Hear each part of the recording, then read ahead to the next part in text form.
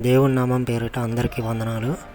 ఈరోజు మనం అతి ముఖ్యంగా తెలుసుకోవాల్సిన మన దేవుడైన యెహోవా మోషేకి ఇచ్చిన 10 ఆజ్ఞలు.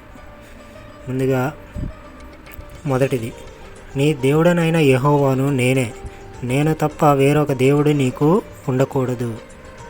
రెండవది, పైన ఆకాశముందే గాని క్రింద భూమి ఉందే గాని భూమి క్రింద నీళ్లు యుందే గాని యుండు దేని రూపమైనను విగ్రహమైనను నీవు చేసుకొనకూడదు. 3, నీ దేవుడనైన యెహోవా నామమును వ్యర్థముగా నుచ్చరింపకూడదు.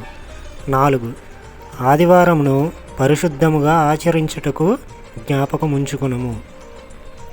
5, నీ తండ్రిని తల్లిని సన్మానించుము. 6, నరహత్య చేయకూడదు. 7, వ్యభిచరింపకూడదు. 8, దొంగిలింపకూడదు. 9, నీ పొరుగువాని మీద అబద్ధ సాక్ష్యము పలుకకూడదు.